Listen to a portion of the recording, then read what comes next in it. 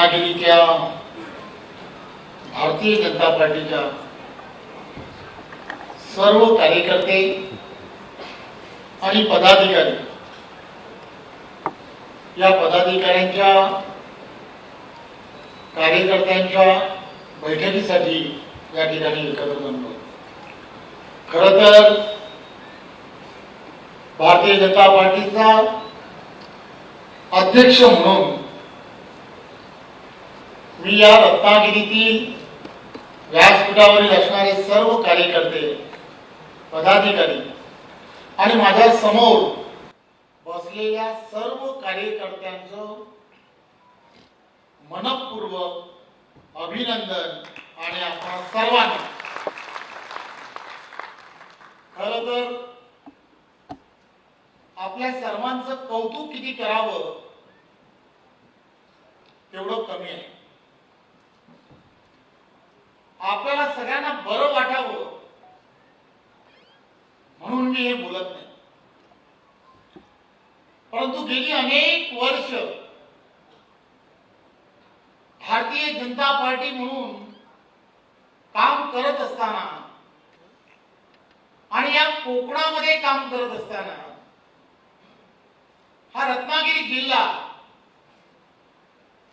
इथली असणारी भौगोलिक परिस्थिती, इथली असणारी राजकीय परिस्थिती आणि या राजकीय परिस्थितीमध्ये सुद्धा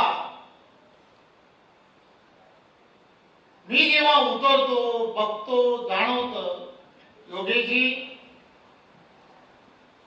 कोणताही राजकीय फायदा न मिळवता, काहीही न मिळता सुद्धा हा भारतीय जनता पार्टीचा कडवट कार्यकर्ता आज भारत माता की जय बोलत गावागावात टिकून राहिला, म्हणून कौतुक आहे।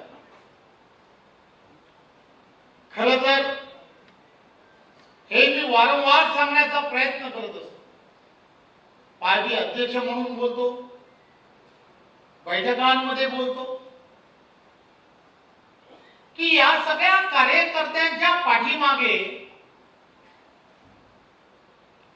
किती मोठी भावना आहे। एखाद्या छोट्याशा ग्रामपंचायतीमध्ये वर्षानुवर्ष भारतीय जनता पार्टीचा झेंडा घेऊन तो कार्यकर्ता काम करतोय। बरोबर असणारे सहकारी कार्यकर्ते, हे कार्यकर्ते सगळे मंडळी चर्चा करतात, अरे आपल्या वाडीमध्ये 2 लाखाचा रस्ता सुद्धा आपल्या पार्टीकडून आपल्याला मिळत नाही आणि तरी सुद्धा आपण पार्टीचं काम करायचं। या रोजच्या असणाऱ्या टोमणे, हे रोजचे असणारे विषय आणि तरी सुद्धा पार्टीचा अजेंडा घेऊन, पार्टीचा तो छोटा छोटा कार्यक्रम घेऊन 2-4 कार्यकर्ते बरोबर आहेत नाही तरी सुद्धा पार्टीचा वर्धापन दिन असेल किंवा पार्टीने सांगितलेला कोणताही कार्यक्रम उपक्रम असेल, त्याच्या असणाऱ्या क्षमतेप्रमाणे तो त्या गावामध्ये भारतीय जनता पार्टी आणि भारतीय जनता पार्टीचा विचार जिवंत ठेवण्यासाठी हात दटून राहिला, म्हणून मी आपल्या सर्वांना नमन करतो। जय असो, जय मातरम। आपण सर्व देवतुल्य असे कार्यकर्ते आहात। कोणाला काय मिळालं, कोणाच्या नशिबात काय आहे, कोणाच्या प्रारब्धात काय आहे, याची चिंता कोण करेल, याची कोणी चिंता केली नाही आणि हा टिकून राहिलेला कार्यकर्ता।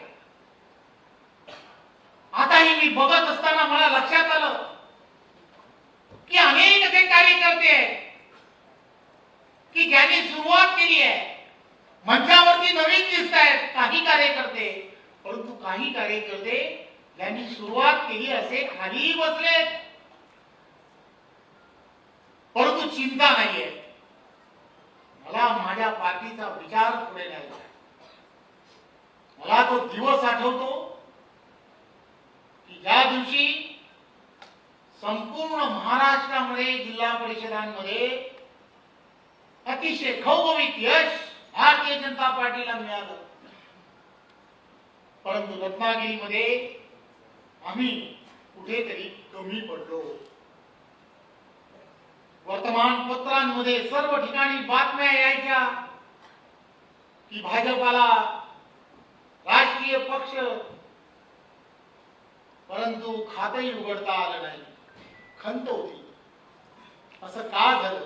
थोड्या थोड्या मतांनी कार्यकर्ते, 100% दिशेने जाणारे कार्यकर्ते, हतबल झालेले कार्यकर्ते मी पाहिले, परंतु उभारी घेणारे कार्यकर्ते सुद्धा पाहिले. सातत्याने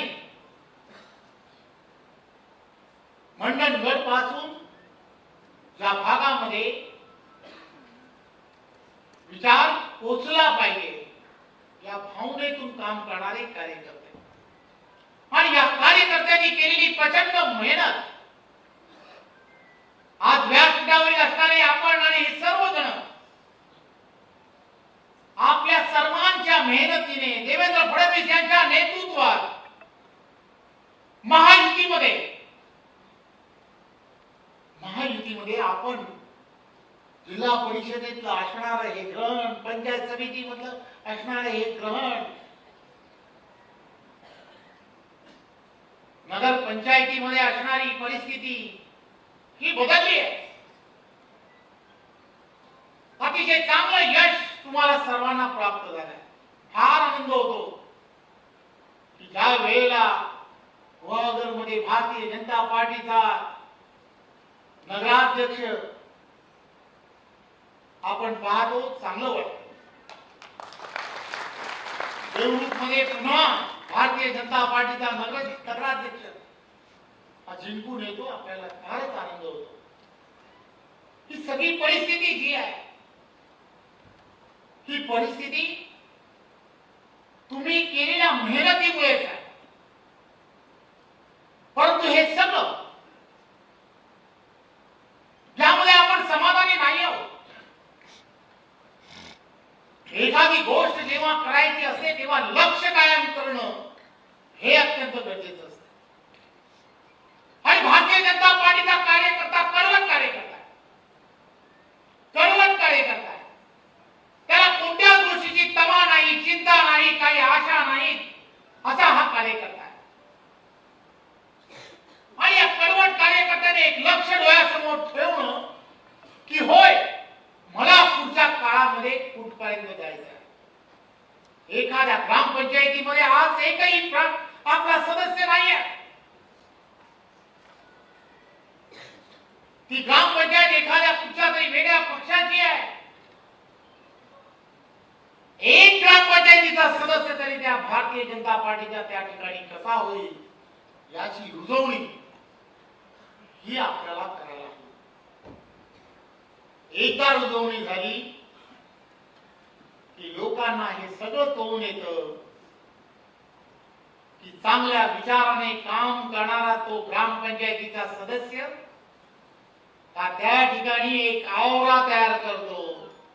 देशाचे पंतप्रधान नरेंद्र मोदीजी यांच्या नेतृत्वात, देवेंद्रजींच्या नेतृत्वात हा देश सुजलाम सुफलाम झाला पाहिजे. या देशामध्ये असणारी प्रत्येक व्यवस्था बदलण्याच्या दिशेने आपल्याला गेलं पाहिजे. ग्रामीण भागातील असणारा प्रत्येक शेतकरी त्याच्या जीवनामध्ये एक समाधान, त्याच्या चेहऱ्यावरती कुटुंबामध्ये एक चांगलं वातावरण निर्माण होणं हे फार गरजेचं आहे. आणि तीच तर भूमिका आहे. देशाचे पंतप्रधान नरेंद्र मोदीजी नेहमी सांगण्याचा प्रयत्न करतात, होय मला 2047 ला विकसित भारत, 2047च्या विकसित भारताचं स्वप्न आणि महाराष्ट्रामध्ये देवेंद्रजींच्या नेतृत्वात विकसित महाराष्ट्राचं नेतृत्व. खरं तर 2047चा विकसित भारत घडवत असताना महाराष्ट्राची भूमिका ही सर्वात मोठी असणार आहे. आणि मी तुम्हाला खात्रीने सांगतो, आम्ही भारतीय जनता पार्टीचे प्रामाणिक कार्यकर्ते, राष्ट्रभक्तीने प्रेरित असणाऱ्या कार्यकर्त्याचीच भूमिका यामध्ये सर्वात मोठी असणार. आम्हाला राष्ट्रासाठी, राष्ट्राच्या परमवैभवासाठी काम करायचं आहे. आणि राष्ट्राच्या परमवैभवासाठी काम करत असताना मान अपमान या सगळ्या गोष्टी या दुय्यम आहेत. या दुय्यम गोष्टीकडे लक्ष देणं हे योग्य नाही. प्रमोदजी आणि व्यासपीठावरील असणारी सर्व मंडळी एक गोष्टीचा विचार करतायत देवेंद्रजींच्या नेतृत्वात, की इथला असणारा तरुण, या तरुणाला आणि या तरुणाचं असणार शहराकडचं स्थलांतर थांबलं पाहिजे. गावं ओसाड पडलेली आहे. गावामध्ये आपण सर्वजण जेव्हा जातो तेव्हा लक्षात येतं, निवडणुकीचे पडगंब वाजायला लागले की गावं ही भरतात, परंतु नंतरचा काळ तिथली असणारी माता भगिनी ही डोळे तिथे त्या मुंबईकडच्या असणाऱ्या त्या आपल्या कुटुंबातील असणाऱ्या चाकरमान्यांकडे लागलेले असतात. हे सर्वच्या सर्व तुम्ही आम्ही सर्वांनी लक्षात घेतलं पाहिजे. हे तुम्हाला आम्हाला सर्वांना संपवलं पाहिजे. आणि ह्यासाठी मी काय करू शकतो? मला या तरुणांच्या जीवनामध्ये, त्यांच्या जीवनामध्ये राष्ट्रभक्ती, मला या देशामध्ये, मला या देशासाठी काय करता येऊ शकतं, माझं कदाचित त्यामध्ये योगदान छोटं असेल. पर्यावरण दिवसाच्या निमित्ताने लावलेला एक छोटासा एक वृक्ष असेल, पण त्याचं संवर्धन करून पर्यावरणाची निगा राखण्यासाठी मी समर्थ आहे. ही सुद्धा एक राष्ट्रभक्ती आहे. हे आपण सर्वांनी लक्षात घेतलं. तुम्हाला आम्हाला सर्वांना त्या दिशेने जाणं हे गरजेचं आहे. 21 जूनचा जागतिक योग दिन नरेंद्र मोदीजींच्या नेतृत्वामध्ये तुम्ही आम्ही सर्वांनी आरोग्याची काळजी घेण्याच्या दृष्टिकोनातून त्याकडे पाहणं हा कार्यक्रम नाहीये. तर याची सवय तुम्हाला आम्हाला आणि आपल्या पुढच्या पिढीला लावणं, दिवसातून 20 मिनिटं आम्हाला जर त्यासाठी देता आली तर आरोग्यामध्ये आणि आपल्या जीवनामध्ये त्याचा सर्वात मोठा आधार होणार आहे. हे प्रधानमंत्री जेव्हा सांगतात, त्यामुळे त्यांचा असणारा त्या पाठीमागचा हेतू लक्षात घेणं हे फार गरजेचं आहे. प्रत्येक गोष्ट विचाराने करण्याचं काम, की हा देश परमवैभवाच्या दिशेने गेला पाहिजे. वसुदैव कुटुंबम ही आपली असणारी भूमिका जगापर्यंत पोहोचवली पाहिजे. याचा विचार कोण करणार आहे? तर याचा सगळ्याचा विचार भारतीय जनता पार्टीचा छोट्या छोट्या कार्यकर्ताच करणार आहे. इतर कोणाला याची चिंता नाहीये. हे आपण सर्वांनी मनात भंगाट करून ठेवणं अत्यंत गरजेचं आहे. ही चिंता आपल्यालाच असली पाहिजे, कारण आम्ही जन्मालाच त्यासाठी आलो आहे. हे आपण सर्वांनी लक्षात घेतलं. आपण येणाऱ्या काळामध्ये कशा पद्धतीने संघटनात्मक रचना करायला हव्या हे आपण ठरवलं पाहिजे. आपल्याकडे 5 कडवट कार्यकर्ते असले पाहिजे. 5 कडवट कार्यकर्ते मोदीजींच्या नेतृत्वामध्ये आणि देवेंद्रजींच्या नेतृत्वामध्ये एक चांगला वर्ग, की जो वर्ग आपल्याकडे आपल्या विचाराकडे आकर्षित झालेला आहे. परंतु त्या 5 कडवट कार्यकर्त्यांबरोबरच आपल्याला येणाऱ्या काळात जाणं हे गरजेचं आहे. ही 5 कडवट कार्यकर्ते की जे कोणत्याही प्रकारे राजकीय अभिलाषा मनात ठेवून काम करणार नाही, असेच ते असले पाहिजे. नात्या गोत्यामध्ये अडकणारे नकोत, हेही लक्षात घेतलं पाहिजे. तुम्ही आम्ही सर्वांनी एक गोष्ट लक्षात घेतली पाहिजे की आपण सर्वांनी अनेक खचका खाल्ले आहेत. अनेक खचका खाल्लेले आपण सर्व कार्यकर्ते आहोत. आणि भारतीय जनता पार्टीने एकदा निर्णय घेतला की त्या निर्णयाबरोबर ठामपणे काम करणारे तुम्ही कार्यकर्ते आहात, याची मला 100% गॅरंटी आहे. त्यामुळे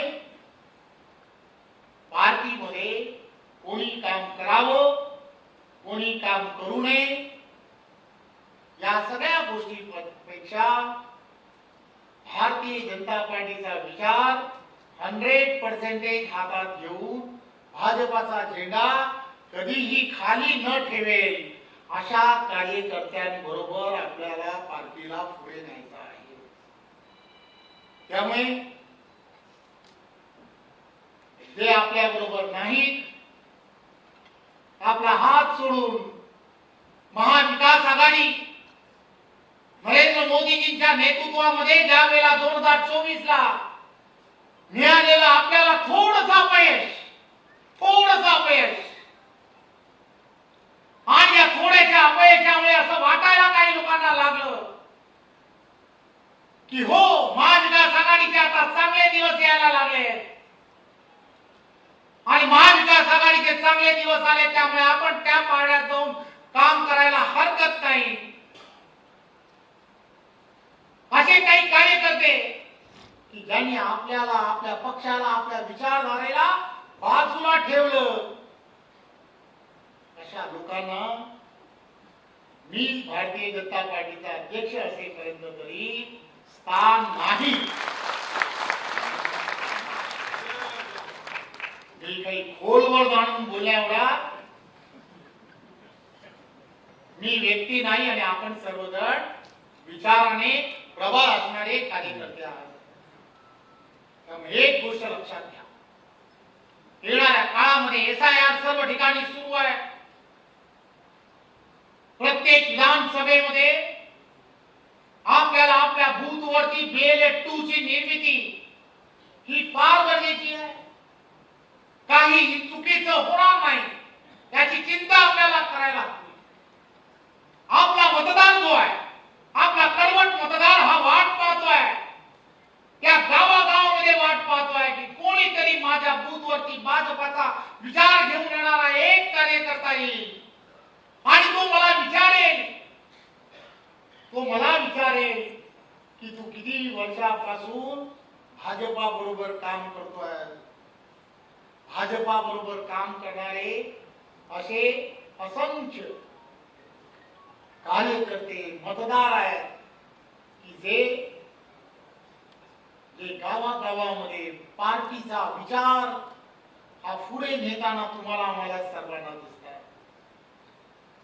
वारंवार पत्र व्यवहार करून त्या गावामध्ये असणारा छोटासा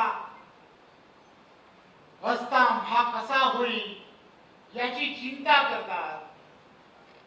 गावामध्ये असणारी पाण्याची योजना सक्षम कशी होईल याचा विचार करतात.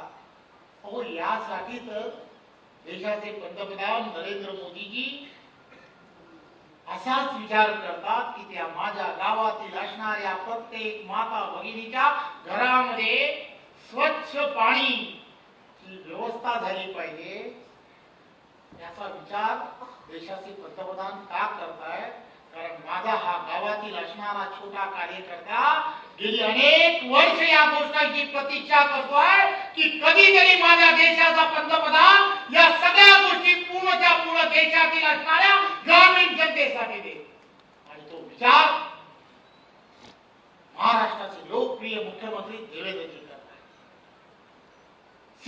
गावाची असणारी प्रत्येक योजना ही यशस्वी झाली पाहिजे, यासाठी सातत्याने प्रयत्न. प्रत्येक गाव आणि गावातील असणारी प्रत्येक व्यवस्था ही बदलली पाहिजे. यासाठी काय करता येऊ शकतं? हे रत्नागिरी शहर, या रत्नागिरीतील रोजगाराची निर्मिती करण्यासाठी सेमीकंडक्टर असेल किंवा अशा अनेक विषय सोपं नाहीये. हा विचार की माझ्या गावातील असणारा, माझ्या या छोट्या छोट्या वस्तीमध्ये राहणारा प्रत्येकाला न्याय मला कसा देता येईल. 24 तासापैकी 18 तास काम देशाचे प्रधानमंत्री आणि आदरणीय मुख्यमंत्री कशा पद्धतीने करतायत हे आपण सर्वांनी लक्षात घेतलं. पर्यटनाच्या दृष्टिकोनातून आपल्याला पुढे जायचं आहे. त्यावेळेला पर्यटनाच्या दृष्टिकोनातून काय करता येऊ शकतं हे देशाच्या पंतप्रधान नरेंद्र मोदीजींनी विचार केला. धार्मिक पर्यटन. मी प्रमोदजी असेल, विनय नातूजी असेल, आपल्या सर्वांना विनंती करणार आहे की या रत्नागिरीमध्ये असणारं धार्मिक पर्यटन, सिंधुदुर्गामधलं असणारं धार्मिक पर्यटन, याचा कुठेतरी एक आराखडा तयार करणं. या धार्मिक पर्यटनाला एक वेगळी ताकद आहे. आमच्या देवदेवतांनी ही जी भूमी आहे, कोकण भूमी आहे, तिला दिलेला आशीर्वाद आहे आणि हेच आम्हाला येणाऱ्या काळामध्ये पुढे नेलं पाहिजे. आम्हाला हे समृद्ध कोकण जर निर्माण करायचं असेल तर आम्हाला त्या गावागावातील असणारं ते छोटं मंदिर, त्या मंदिराची असणारी अनुभूती, तिचा असणारा इतिहास हा सामान्य जनतेपर्यंत नेला पाहिजे. मार्लेश्वराचं असणारं मंदिर असेल किंवा आताच तुम्ही आम्ही सर्वजण ज्याची चर्चा करतो तसा असणार गणपतीची असणारी, इथे असणारी असंख्य अशी मंदिरं असतील. या सर्वांना देशभरामध्ये आम्हाला पोचवता येऊ शकतं का? आणि पर्यटनाला एक वेगळी जर दिशा देता आली तर तुम्ही आम्ही सर्वजण एक गोष्ट लक्षात घ्या की एक वेगळा असा, मी एकदा मॉरिशस मध्ये गेलो. मॉरिशसची असणारी अर्थव्यवस्था कशावरती डिपेंडेंट आहे? पर्यटनावरती. असे काही देश आहेत की ज्या देशांची असणारी पर्यटन आणि हेच त्यांचं अर्थव्यवस्थेचं असणारं मूळ. अरे हे समृद्ध आपलं असणारं कोकण, हिरवगार. आता योगेजी, मी आम्ही दोघं जण वंदे भारत मधून येत असताना जेव्हा पाहत होतो, योगेजी वारंवार सांगत होते, रवी बघ कसं छान वाटतंय. हो छान वाटतंय. हे सगळं तुम्हाला आम्हाला सर्वांना लोकांपर्यंत नेलं पाहिजे. चिंता आम्हालाच आहे, भारतीय जनता पार्टीच्याच कार्यकर्त्याला आहे आणि म्हणून हे तुम्ही आम्ही सर्व लोकांपर्यंत नेलं पाहिजे. प्रशासनाला भाग पडलं पाहिजे की होय आम्हाला या दिशेला न्या. आणि हे तुम्ही आम्ही सर्वजण कधीपर्यंत करू शकतो याचा एक कृती आराखडा हा तयार करणं हे गरजेचं आहे. मी प्रमोदजींचं कौतुक करेन. भारतीय जनता पार्टीचा कार्यकर्ता कसा असतो, पद असो नसो त्याची चिंता नाही, पण इथे असणाऱ्या छत्रपती संभाजी महाराजांच्या असणाऱ्या इतिहासाला जाज्वलपणे महाराष्ट्राच्या कानाकोपऱ्यापर्यंत नेण्याचं काम जर कोणी केलं असेल तर ते कौतुक आहे. तिथे पैसे ते मिळवणारच आहेत. क्रेडिट कोण घेईल मला चिंता नाही, परंतु श्री गणेशा कोणी केला तर तो भारतीय जनता पार्टीच्या आमदारांनी नाही. आमदार नव्हते ना, छोट्या कार्यकर्त्यांनी केलाय की ज्याच्याकडे एक पैशाचं पद नाही, उपेक्षित प्रमोद जठार यांनी केला. मी हे यासाठी सांगतोय, पदाची चिंता न करणारा कार्यकर्ता हा आम्हाला येणाऱ्या काळामध्ये हे रत्नागिरीचं आज जी परिस्थिती आहे त्या राजकीय परिस्थितीला एक चांगलं भव्य असं रूप तुम्हाला आम्हाला सर्वांना द्यायचं असेल तर आम्हाला संघटनात्मक दृष्ट्या 2 जिल्हाध्यक्ष अतिशय मेहनतीने काम करत आहेत, त्यांच्या बरोबरची टीम काम करते, सर्व मंडळ अध्यक्षही त्याच ताकदीने काम करतात. माझी विनंती आहे, उद्दिष्ट लक्षात ठेवा, आम्हाला काय मिळवायचं आहे. छोट्या छोट्या कार्यकर्त्यांनी छोटं छोटं उद्दिष्ट ठेवलं तर आपोआप प्रत्येकाचं उद्दिष्ट त्यापर्यंत पोहोचल्यानंतर एक भव्य असं रूप हे या रत्नागिरीमध्ये तयार होईल आणि त्याची चिंता तुम्हाला आम्हाला सर्वांना येणाऱ्या काळात करायची आहे. आजच्या या कार्यकारिणीच्या निमित्ताने खरं तर त्या व्यासपीठावरील सर्वांचं मी मनपूर्वक कौतुक करतो की त्यांनी सुद्धा वेगवेगळ्या क्षेत्रातील असणारे मातब्बर या सगळ्यांचा या ठिकाणी प्रवेश या कार्यकारिणीच्या निमित्ताने ठेवलाय. त्या सर्व ज्या कार्यकर्त्यांनी विश्वासाने, थोडासा उशीर तर झालाच आहे, बरोबर ना, थोडासा उशीर नाही, भरपूरच झालाय, भरपूर झालाय. बेटकर साहेब माझे चांगले मित्र आहेत, त्यांना रोज सांगायचो देखो राष्ट्रीय पार्टी है, हमसे जुड़ जाओ. देर हुई असं जसं म्हटलं जातं, आज जोडले गेलेत. मला खात्री आहे एक मित्र म्हणून ते असतील, त्यांच्या बरोबर असणारे सर्व सहकारी, या सर्वांना हातात हात घालून त्यांच्या डोक्यामध्ये जे आहे, त्यांना जे अपेक्षित आहे किंवा ज्या पद्धतीने ते विचार करतात, पार्टी सुद्धा तोच विचार करते. नक्की त्या दिशेने तुम्ही, आम्ही आणि ती सर्वजण मिळून एकत्रपणे त्या दिशेने जाऊया. पुन्हा एकदा आपल्या सर्वांचं खूप खूप कौतुक, अभिनंदन.